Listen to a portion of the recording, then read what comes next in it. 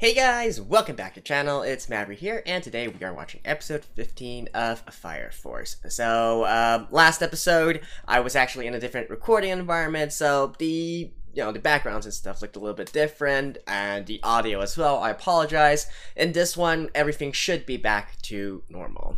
Any case, so last episode also marked, I guess you could say, the start of a new arc, potentially, where Shinra and company are now investigating Haijima Industries. And indeed, they are going directly to the heart of it all, just offering themselves up, well, Shinra specifically offering himself up as a sort of test subject, I guess you could say. And then, of course, we're introduced to some new characters, including one Cronin, who apparently is on par with Benimaru when it comes to his fighting prowess.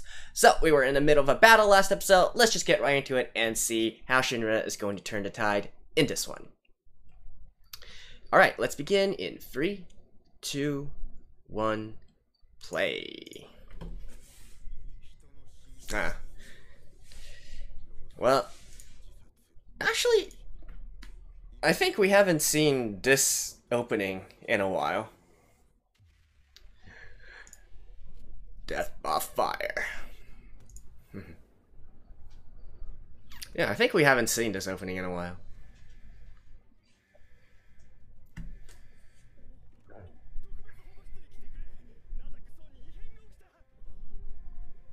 Wait, Nataka-san?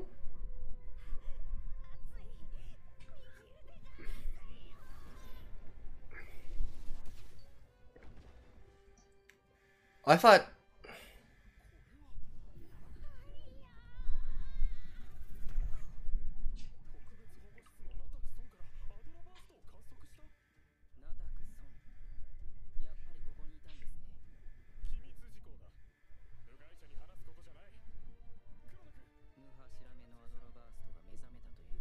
Oh, he is the sixth pillar. Alright.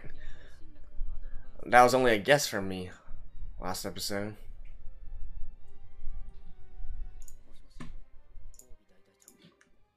Ah, they are.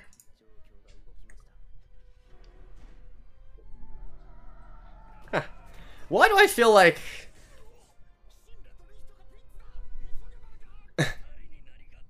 Yeah, they did mention that they were going to be back up.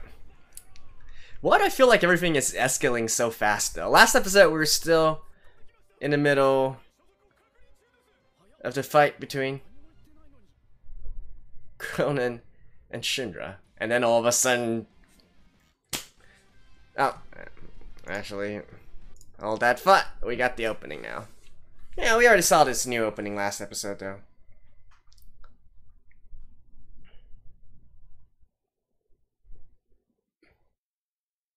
Oh yeah, and then also, this potentially is going to tell us, like, what's going to happen here.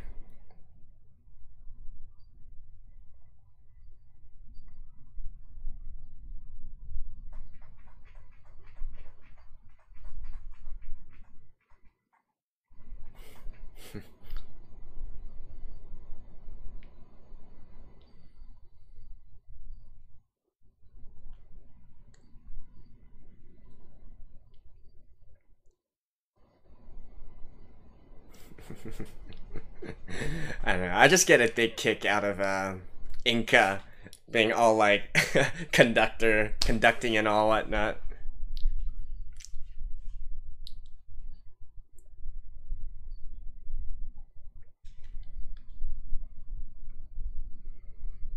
And here's Marshmallow Man Demon.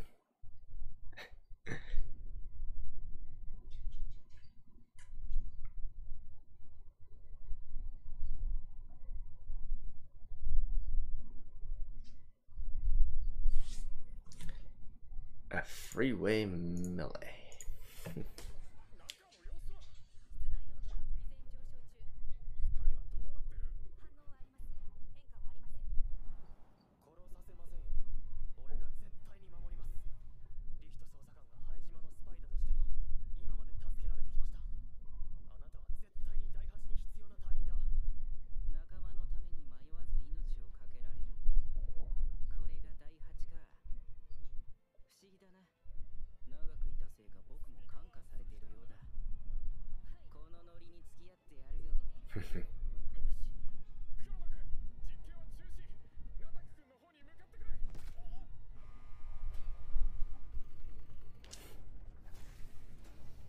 Oof.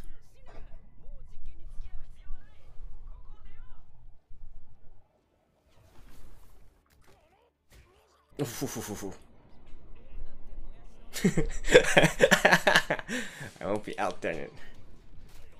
Oh.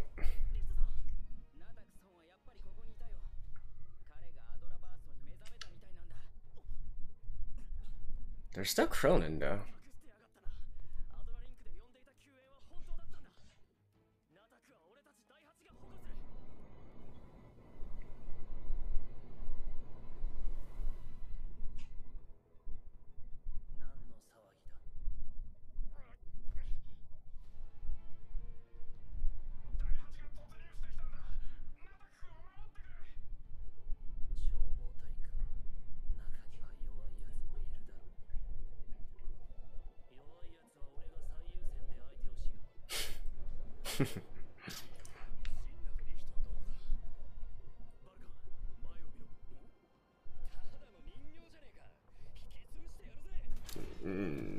Yep.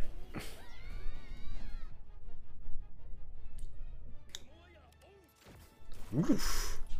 Nice. Damn. That's some quick reflexes as well.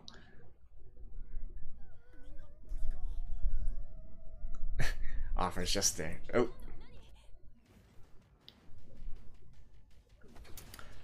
Let me guess. Is the lady controlling it? The lady we saw last episode playing with the girl? Playing with the children? I think so, right? Because she was also playing with the mannequins and whatnot.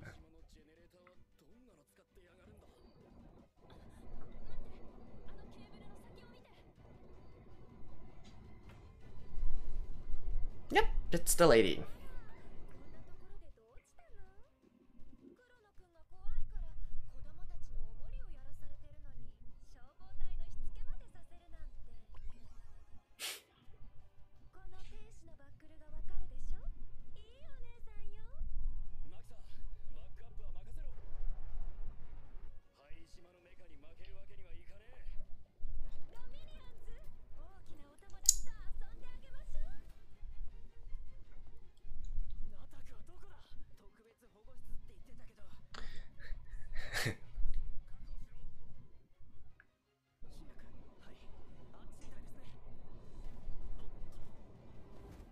Oh.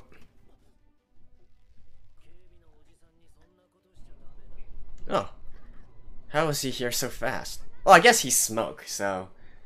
Well, no, wait. I don't think he can literally dissolve himself into smoke. He probably just took another route.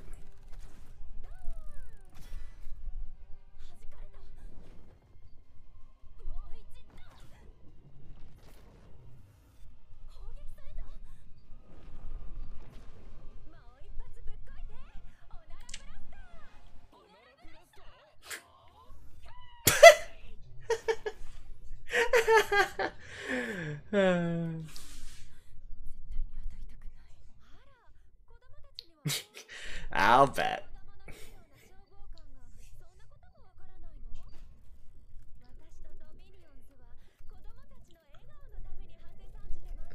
What would happen if you, like, cut the wires, though?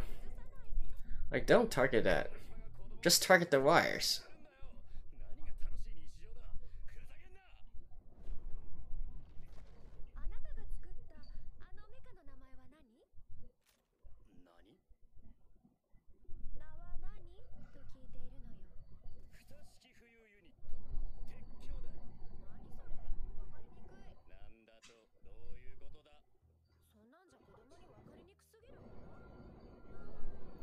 She's gonna name it.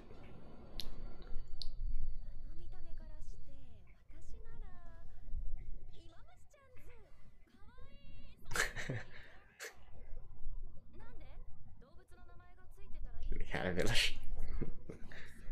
They don't look like caterpillars though.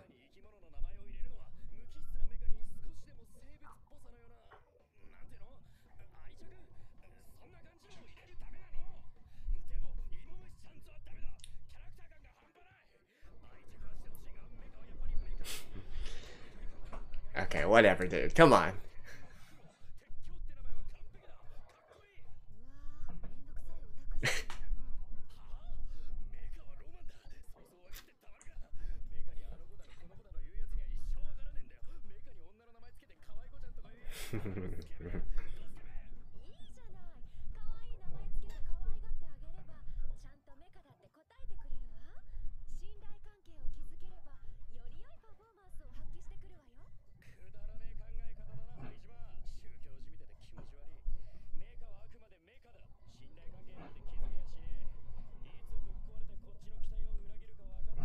Mm.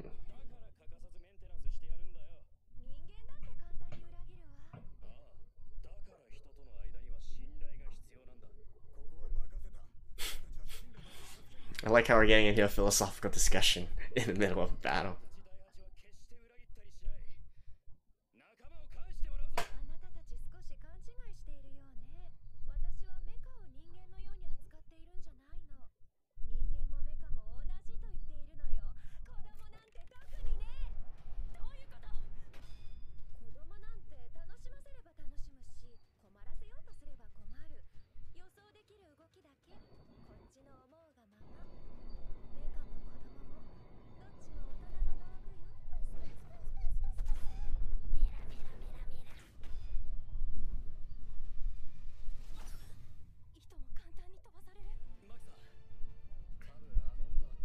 Why don't you guys try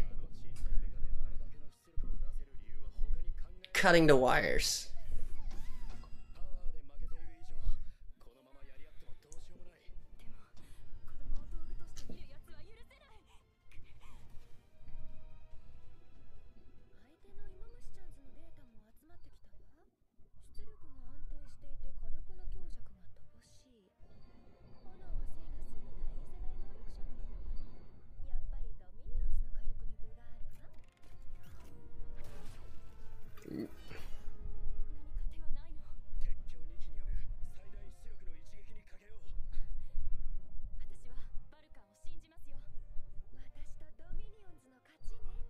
Hmm.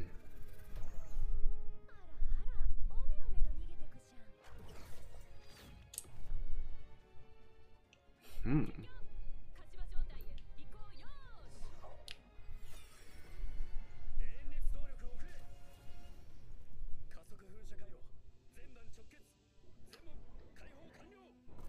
This is definitely an interesting. Nice.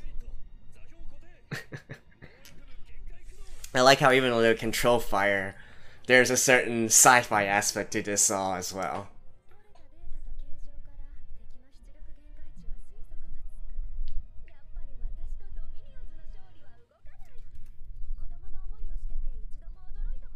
Yeah, I have a feeling that she's about to get surprised.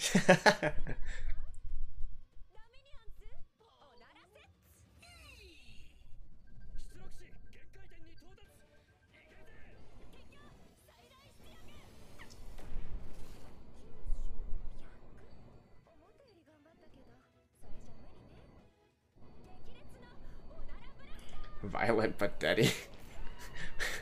What, diarrhea?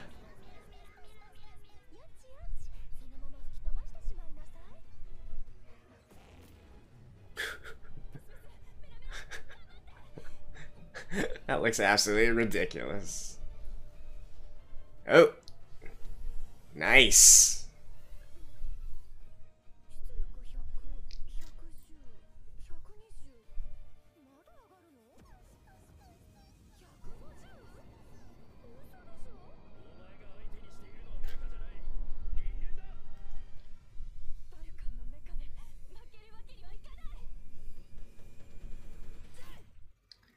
Oh. Nice.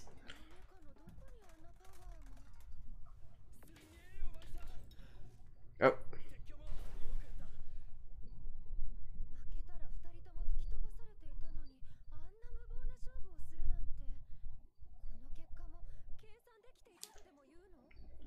Nah. That's called the power of plot armor.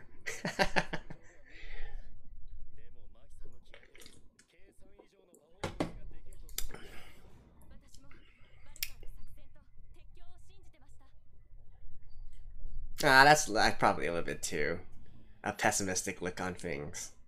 You know, you gotta trust in the human potential, right?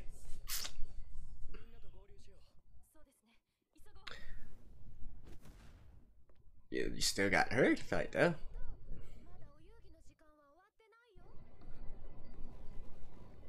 Yeah, I don't think she only has. She is. Oh.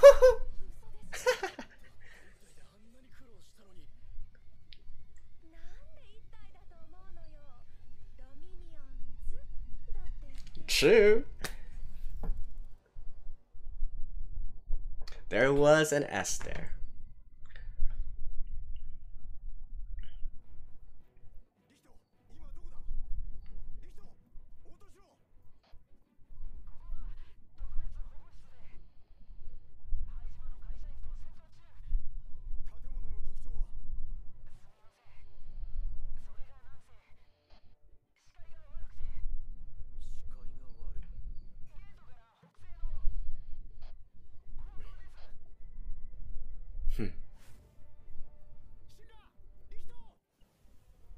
Ah.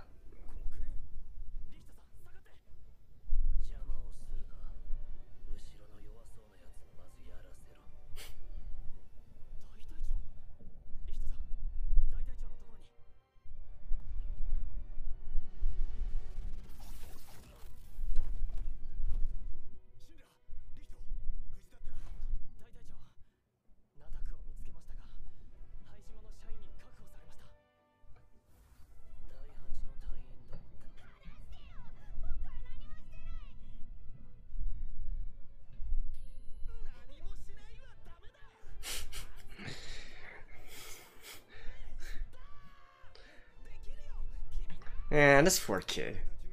His mental was completely messed up.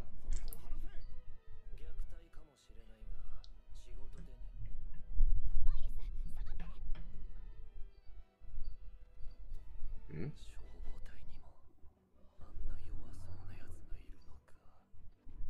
What the hell is wrong with your eyes?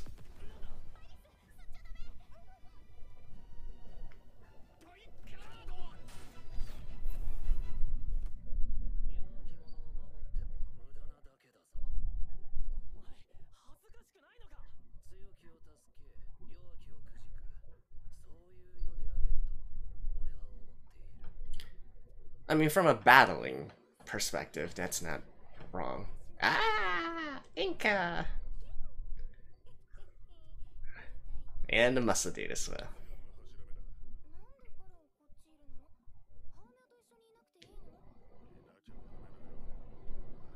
He just wants to fight.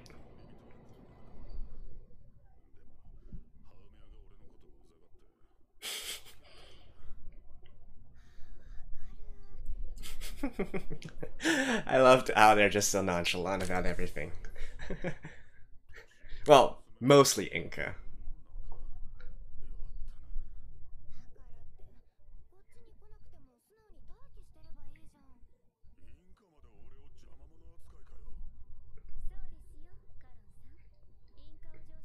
Ah, this guy.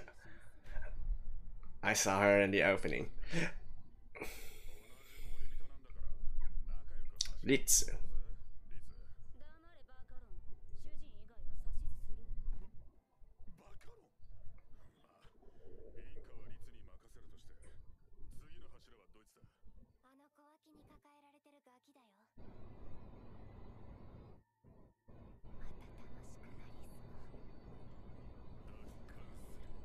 Jeez. That's why it's a three-way battle.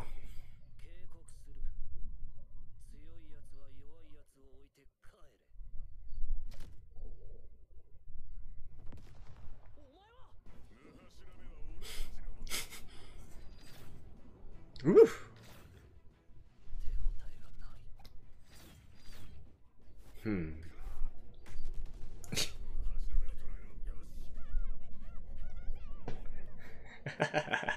Now to let.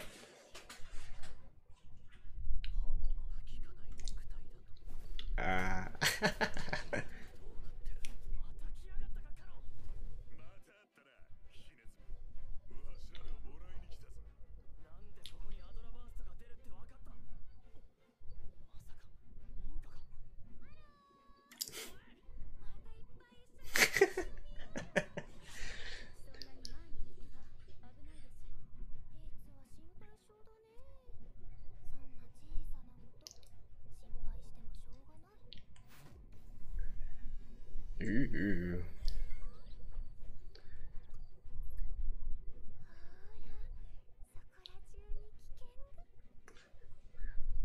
I gotta say, I really like the attire that the Ashen Knights have.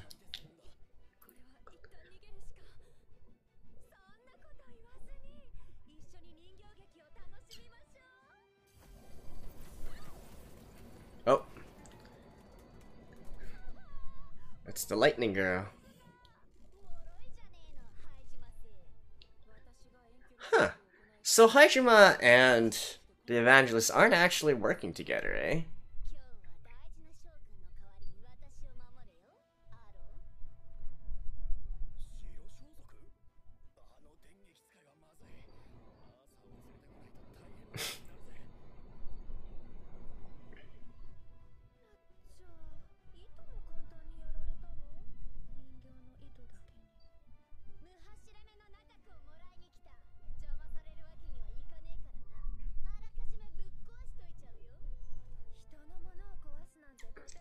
Ah, she's about to get serious as well.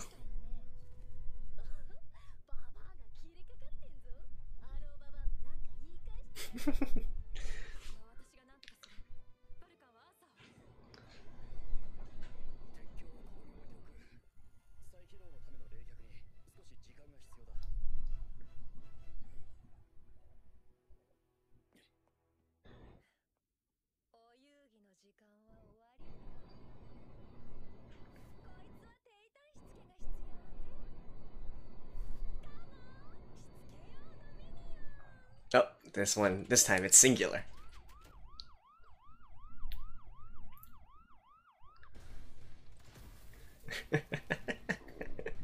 Is it gonna be like an actual mech? Oh, and...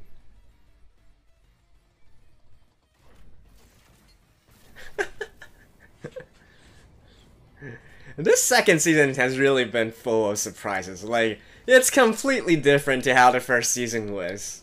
Like, we had that entire arc on the Chinese peninsula and all that. And now we're getting, like, mechs and stuff. I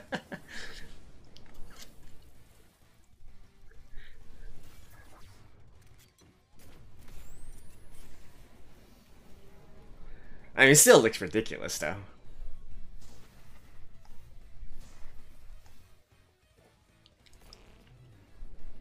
And of course, still powered by its butt.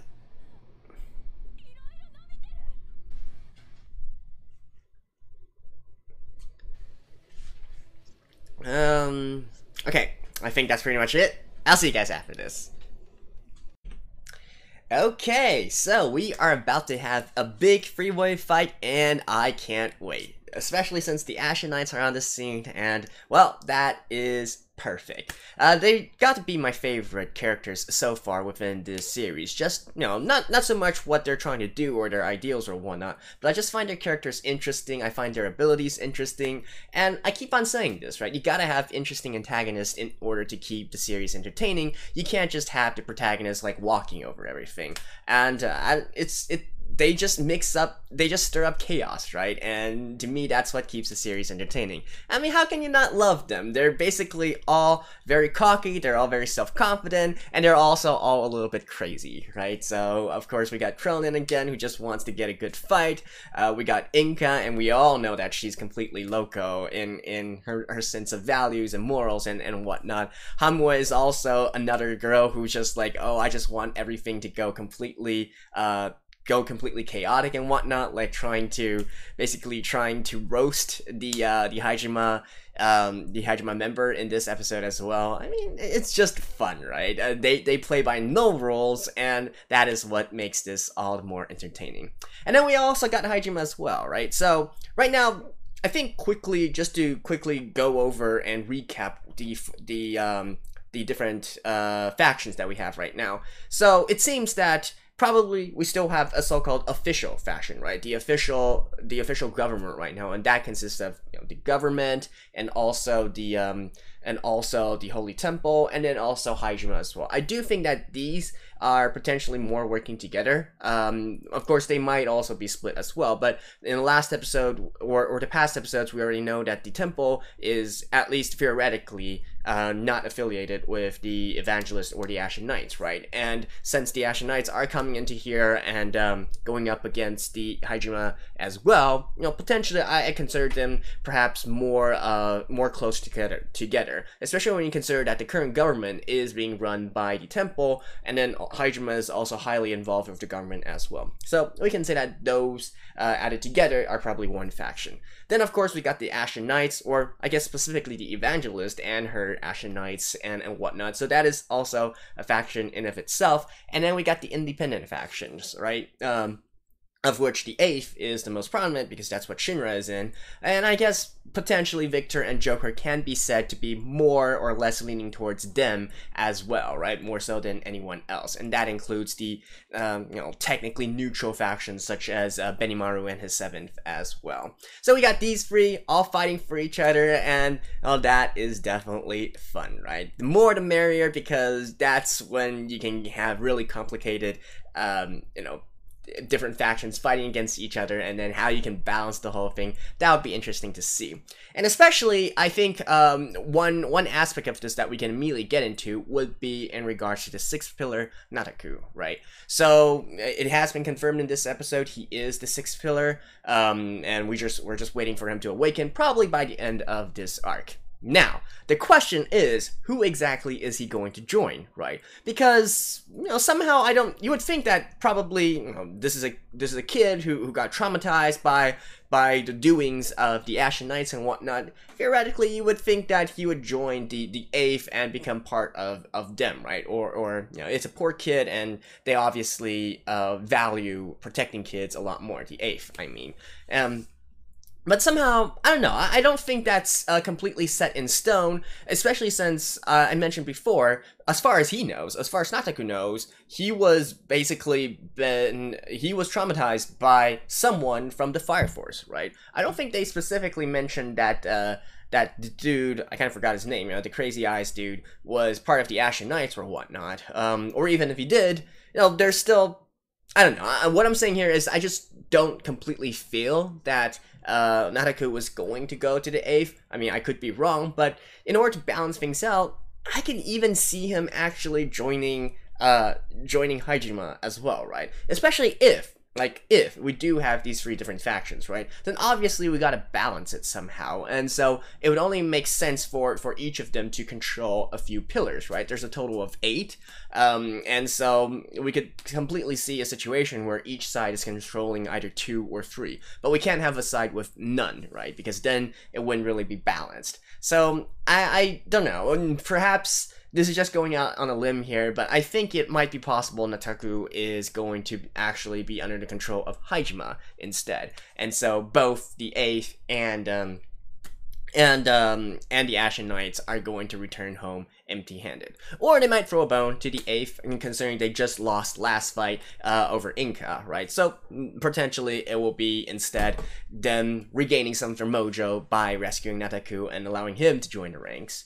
But, I guess the more that I think about it, the more that I don't think this makes sense. Because if it were the 8, they would definitely be trying to protect a kid like Nataku, right? They probably would want to shelter him and whatnot, but that's definitely not going to help progress the story along. I'm sure that the pillars need to be utilized somehow. And so, if the 8, the 8th definitely aren't going to send a child out into battle or whatnot. I don't think they would definitely be very against doing something like this. So that is another reason why I think it's more plausible that Nataku is going to join either the Ashen Knights or Haijima, or at least fall under their control, right? And considering that the Ashen Knights have already gotten the last one in Inca, that makes it much more logical for me to actually put him under the affiliation of Haijima instead, right? So, that's just my predictions for now. Is that going to be true or not? We don't know. We can just continue to watch and find out, right? And yeah, I mean, we are certainly getting more and more into the story, more and more abilities coming out. I just love how we're now getting sort of mecha inspired as well. The second season is definitely a lot more different from the first season. in terms of how the storyline is done, in terms of the abilities, in terms of the characters and whatnot, pacing wise as well. Although in this episode, I do feel like they were kind of spending a bit too much time on pointless stuff and pointless dialogue, but it is what it is, right? We still got the next few episodes to look forward to. So there we go. That's it for episode 15 of the second season of Fire Force. Hope you guys enjoyed this. I'll see you guys next time. Oh, by the way, I do kind of feel like I might have to change my schedule from now on. So typically, these are supposed to be released on late in Friday. But honestly, the time zone and stuff from when Japan releases it isn't really suitable for me. So I might instead change them to be released on Saturday Mine Time instead. So potentially for the guys on the coast or whatnot, on the US coast, maybe like very late Friday or something like that. We'll see, but at the most it'll be like about half a day after it initially releases, right? So just a heads up for you guys. So there we go. I'll see you guys next week as well. Bye bye.